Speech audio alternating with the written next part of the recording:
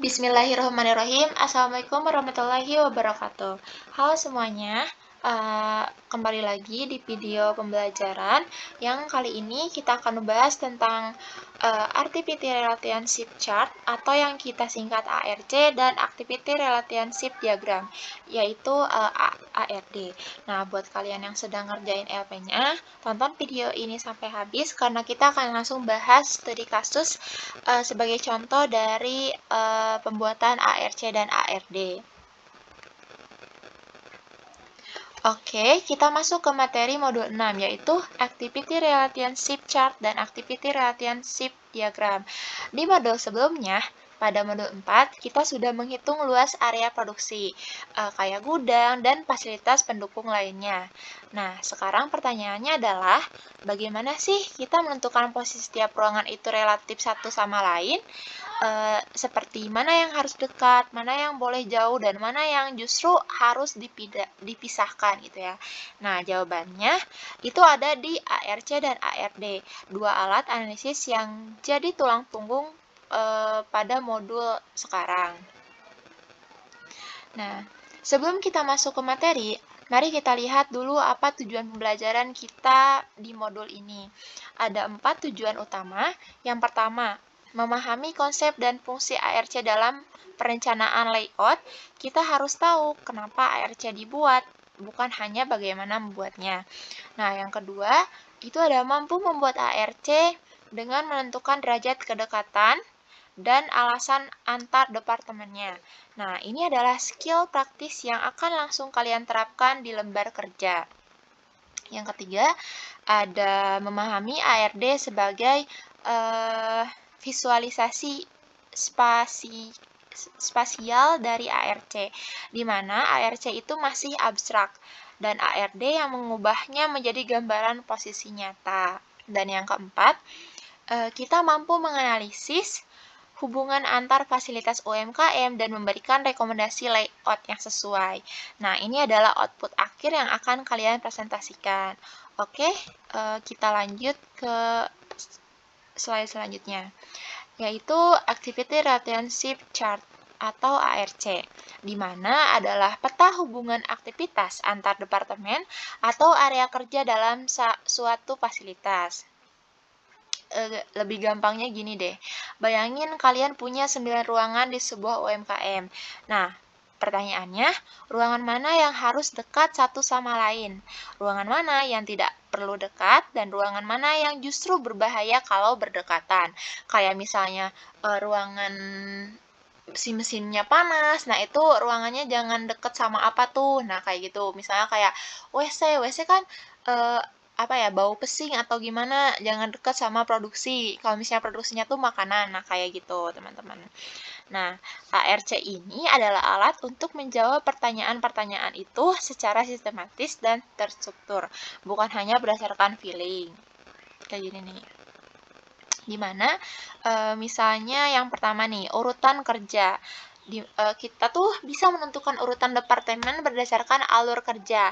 Kalau ada ruangan yang kegiatannya saling berurutan, mereka harus dekat. Misalnya kayak gudang bahan baku dan produksi. Nah, itu harus dekat. Terus yang kedua itu menentukan lokasi aktivitas dalam layout. Nah, ARC menjadi panduan awal sebelum kita gambar denahnya kayak gimana. Jadi, acuannya tuh ARC. Nah, yang ketiga, itu menunjukkan hubungan antar departemen. Alasannya, ini penting setiap keputusan kedekatan harus punya justifikasi. Kenapa harus deket? Kenapa harus jauh? Nah, itu biar kita tuh tahu gitu hubungannya tuh departemennya kayak gimana.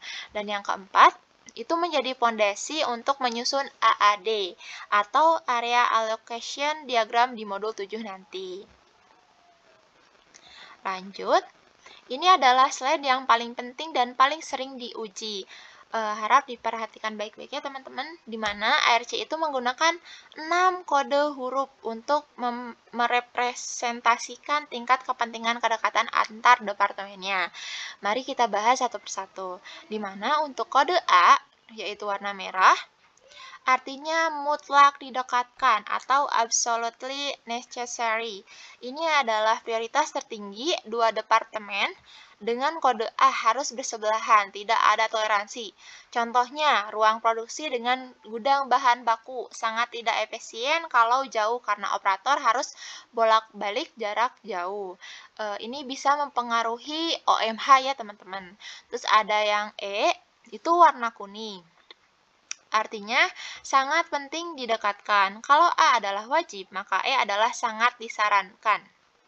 Misalnya, kantor dengan ruang tamu, karena owner atau sekretaris perlu menerima tamu dengan mudah. Terus ada kode I, yaitu warna hijau. Artinya penting didekatkan, tidak sepenting A dan A dan E, maaf, tapi ada alasan yang cukup kuat untuk didekatkan. Misalnya kayak toilet dengan ruang produksi. Nah, kalau misalnya si produksinya tuh enggak apa ya, jadi emang sesuaiin lagi gitu sama UMKM kalian. Misalnya kayak si mes sama si toilet. Kalau misalnya terlalu jauh gimana tuh? Kayak dari tempat kerjanya gimana? Nah, kayak gitu teman-teman. Terus ada kode O, itu warna biru, cukup atau biasa. Hubungannya biasa saja, tidak ada alasan kuat untuk dekat maupun jauh. Misalnya kayak gudang apa gitu, terus misalnya kayak mes atau apa dengan parkiran gitu. Nah, itu cukup biasa-biasa aja gitu.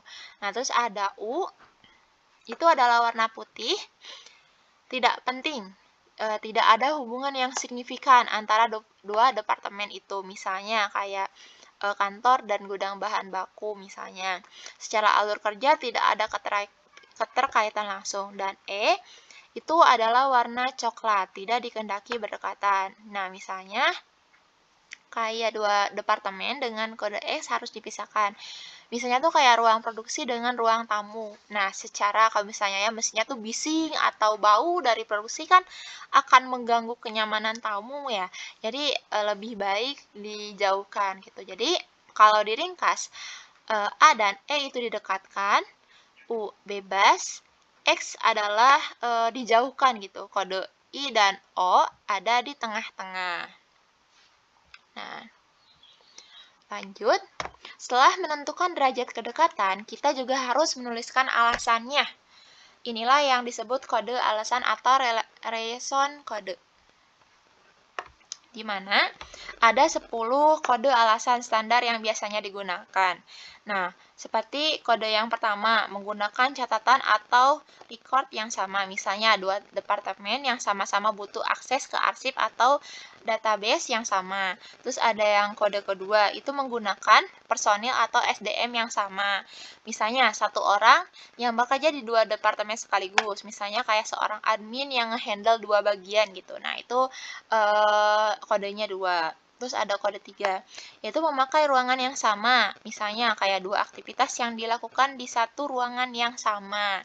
Terus ada yang keempat, itu memungkinkan gangguan suara, bising. Ini biasanya dipakai untuk kode X. Alasannya mengapa dua departemen tidak boleh berdekatan. Terus yang kelima, itu ada derajat hubungan kertas kerja. Paperwork, misalnya kayak ada banyak dokumen tuh yang berpindahan antara dua departemen tersebut. Nah, terus ada yang keenam, itu ada urutan aliran kerja. Ini yang penting umum digunain karena satu departemen adalah kelanjutan alur dari departemen sebelumnya. Kayak misalnya gudang bahan baku, terus nanti bakal ke produksi, terus nanti ke gudang bahan jadi. Nah, ini misalnya kayak urutan aliran kerjanya. Terus ada yang ketujuh, itu melaksanakan pekerjaan yang sama. Dua departemen punya fungsi yang serupa. Nah, terus ada yang kedelapan, itu menggunakan peralatan yang sama, misalnya kayak satu mesin atau alat yang dipakai bersama oleh dua departemen. Terus ada yang kesembilan, itu adalah memungkinkan bau yang tidak sedap. Nah, sama seperti di kode 4, biasanya dipakai untuk alasan kode X. Nah, terus ada yang ke-9, itu alasan lain yang relevan. Nah, dengan kondisi lapangan. Nah, misalnya kondisinya ini ya menggunakan alasan lain, kalian juga harus cantumin alasan lainnya tuh apa gitu. Misalnya kayak perlu dekatan, misalnya emang si WC-nya tuh deket sama si kantor, berarti kan nggak bisa dipindahin kan. Misalnya kayak si bangunan itu teh udah gitu paten nggak bisa dipindahin lagi. Nah, itu kodenya kode 10. Terus kita lanjut ke data Departemen UMKM. Nah, sekarang kita masuk ke studi kasus nyata. Misalnya ya, ini tuh dari lembar kerja modul 6. Nah, nanti aku bakal kasih eksanya ke kalian. Nah, UMKM yang diteliti itu misalnya sesuai lagi ya, kayak ada berapa tuh si departemennya, di sini ada 9. Terus terbagi menjadi 4 kategori. Nah, kayak kantor, ini ada gudang, ada produksi, terus ada fasilitas. Nah, kalian juga nanti harus ngebagi itu si departemennya biar nggak pusing. Nah, udah di sana masukin sih nama-nama departemennya. Ada ruang owner, ruang sekretaris dan bendahara, gudang bahan baku, gudang bahan jadi. Nah, misalnya kayak gudang tuh ada gudang bahan setengah jadi, terus kayak ada gudang alat sama mesin, itu masuknya ke gudang. Terus ada ruang produksi, itu satu, soalnya kita kan sebelumnya udah ngitung kan si luas lantai dari ruang produksi, jadi cuma satu aja. Terus ada misalnya ada kamar atau mes, ada toilet, terus ada ruang tamu, parkiran, dan fasilitas lainnya sesuai dengan UMKM kalian. Terus masukin juga si luas areanya. Kalau misalnya belum tentu gitu ya si luas areanya karena kita ada perbaikan, maka kosongin aja, teman-teman. Terus, udah dari sana, kita bakal ada temuan analisis tuh. Sebentar, teman-teman. Ada temuan analisis tuh kayak dari tabel ARC. Kita bisa menarik beberapa temuan penting. Misalnya kayak temuan yang pertama, pasangan yang harus berdekatan, kode A, di mana hanya ada satu pasangan A di seluruh UMKM ini, yaitu ruang owner dengan ruang sekretaris. Nah, misalnya tuh ini tuh kayak relatif apa ya? Jadi sangat kritis gitu, harus bersebelahan. Terus kayak ini nih, departemen ketiga gudang bahan baku sama departemen 4 dan 5 ini sangat penting didekatkan karena misalnya, jadi kalian tuh langsung bisa apa ya, langsung gitu, oh ini sama ini harus deket nih, ini sama ini penting didekatinnya. Nah, misalnya kayak ini nih, departemen 5 produksi sama ruang tamu kayaknya nggak harus deket nih, tidak dikehendaki buat deket nih. Jadi kalian harus menganalisis dulu kayak sebelum merancang ARC-nya tuh kayak gimana-gimananya, terus kayak alasannya kenapa gitu ya.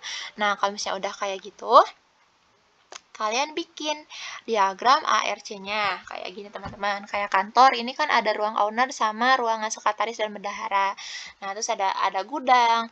Nah, terus ini buat si nomor departemennya ya, teman-teman. Terus kayak ada gudang bahan baku, gudang bahan jadi, terus ada ruang produksi, kodenya 5, ini ruang produksinya. Terus ada fasilitasnya. Di sini ada departemen 6, 7, 8, 9. Ada kamar, toilet, ruang tamu, parkiran. Nah, setelah itu kalian isi tuh kayak ARC-nya, dimana kayak ruang owner sama ruang sekretaris dan bendahara. Tadi kan di sini udah dianalisis ya, kalau misalnya si owner sama sekretaris tuh harus berdekatan karena saling mendukung langsung. Kedua ruangan wajib bersebelahan untuk efisiensi operasional manajemen. Nah, berarti merah ini tuh A, teman-teman. Tuh, antara ruangan owner sama ruangan sekretaris dan bendahara tuh A dekat. Terus alasannya tuh satu tuh tadi apa, coba kita cek dulu. Satu tuh menggunakan catatan atau record yang sama, kayak gitu teman-teman buat ngisinya. Terus kayak yang kedua nih, ruang sekretaris dan bendahara, itu tuh berarti nomor yang ini nih, sekretaris dan bendahara I, dan ini alasannya 5. Terus kayak si gudang bahan baku sama gudang bahan jadi ini I10. Terus kayak ruang produksi sama gudang bahan jadi E6. Jadi gitu teman-teman. Jadi buat di atasnya buat warnanya, buat kode derajat kedekatan. Terus yang buat bawahnya itu buat alasannya seperti apa tuh. Jadi bisa dilihat ini antara ini sama ini tuh, jadi bisa dilihat gitu ya, seperti itu kayak ruang owner sama si gudang bahan baku ini U10, terus kayak ruang owner sama gudang bahan jadi ini nih, berarti di sini kedekatannya, terus ini sama ini gini. Jadi kayak apa ya, saling berhubungan, bentuknya tuh diamond kayak gini. Buat di atasnya kedekatannya, terus buat di bawahnya itu alasannya. Nah, kayak gitu teman-teman. Nanti kalian bisa kerjain sesuai sama UMKM kalian masing-masing. Next, itu ada ARD.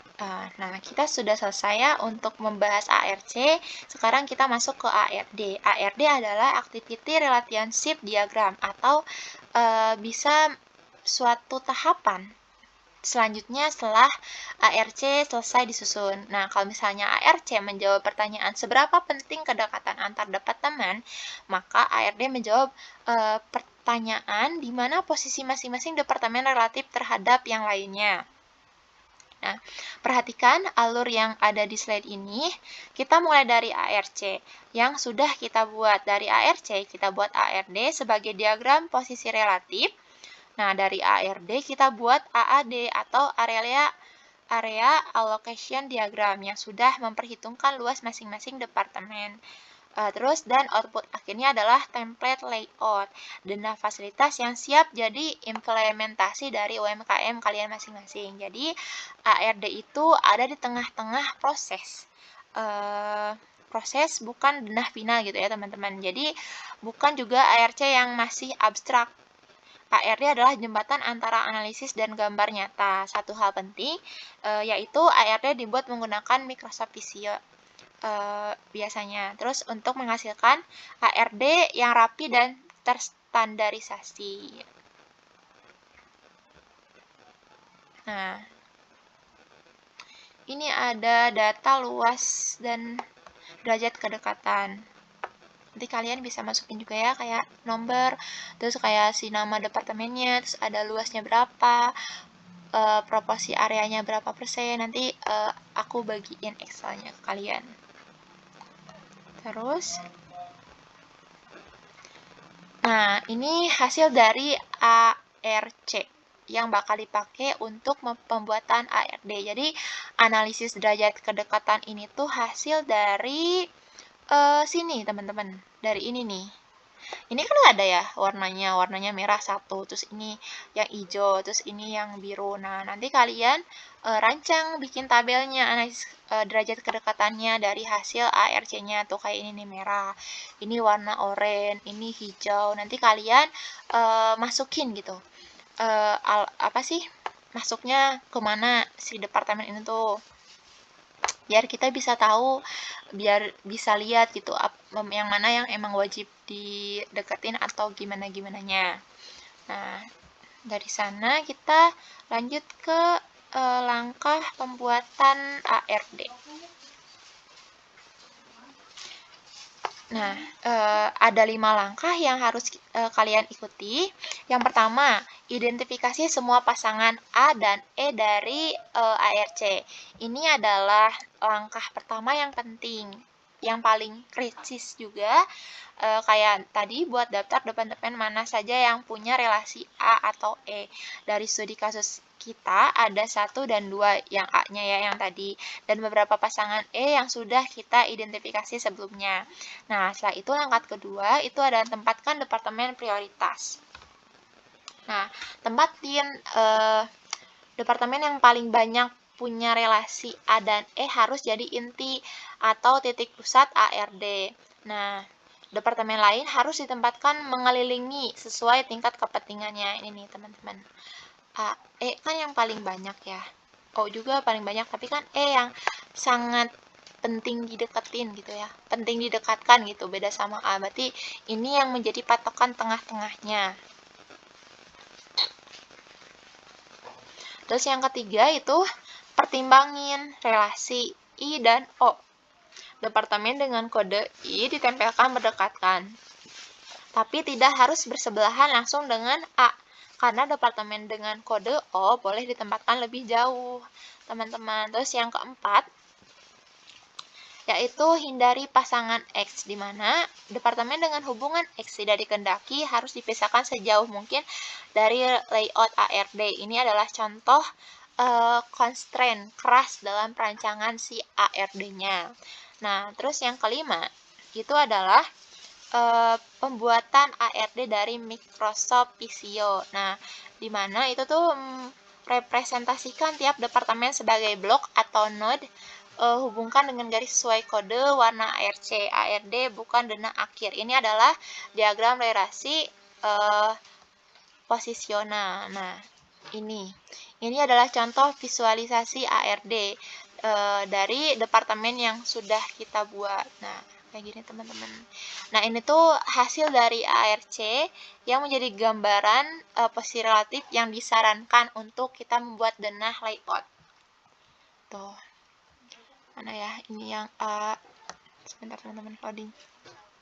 Tuh kayak gini. Terus ini nih, berarti si ruang tamunya tuh kan tadi nggak boleh deket produksi kan, tuh berarti emang jauh. Terus kayak si ruang tamunya tuh harus deket sama parkir, sama si ruang bendahara, dan ini juga. Terus ini ada owner, gudang bahan jadi deket sama parkir sama ruang tamu. Kenapa alasannya? Terus ini gudang bahan bakunya deket sama produksi, soalnya emang diharuskan deket gitu ya teman-teman. Terus ini si toiletnya deket sama owner gitu. Jadi ini tuh apa ya, gambaran hasil dari ARC yang telah kita rancang.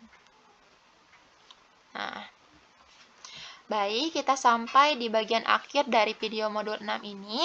Mari kita rekap apa yang telah kita pelajari. Di mana poin yang pertama, ARC adalah peta hubungan kepentingan atau departemen menggunakan kode A, E, I, O, U, X dengan alasan bersandi 1-10. Nah, ini yang sudah kita bahas tadi. Terus ada yang kedua, ARD adalah diagram posisi relatif yang dihasilkan dari ARC sebagai langkah layout yang nyata, di mana setiap departemen harus berada relatif terhadap yang lainnya. Terus yang ketiga, itu adalah pasangan A mutlak harus disebelahan, pasangan X dilarang, harus dijauhkan. Ini adalah aturan keras dalam desain layout. Ini tidak boleh dilanggar ya teman-teman dalam perancangan layout. Terus yang keempat itu dari studi kasus yang telah kita buat, UMKM dengan relasi A paling kuat antara owner dan R sekretaris kode 1/2. Nah, kalian juga nanti bisa tuh, mana sih yang emang harus berdekatan paling kuat gitu. Yang merahnya yang mana tuh. Nah, terus output dari modul 6 itu adalah ARC dan ARD. Nah, yang menjadi bahan input pada modul selanjutnya yaitu modul 7 untuk menyusun area allocation diagram AAD. Nah, jadi itu dia pembahasan lengkap modul 6, ARC dan ARD. Semoga penjelasan ini membantu kalian mengerjakan lembar kerja dengan lebih terarah. Mungkin seperti itu saja yang bisa saya sampaikan. Mohon maaf jika ada salah kata, ataupun ada hal-hal yang perlu didiskusikan atau perlu ditanyakan, bisa menghubungi asisten kalian masing-masing. Sekian, wassalamualaikum warahmatullahi wabarakatuh.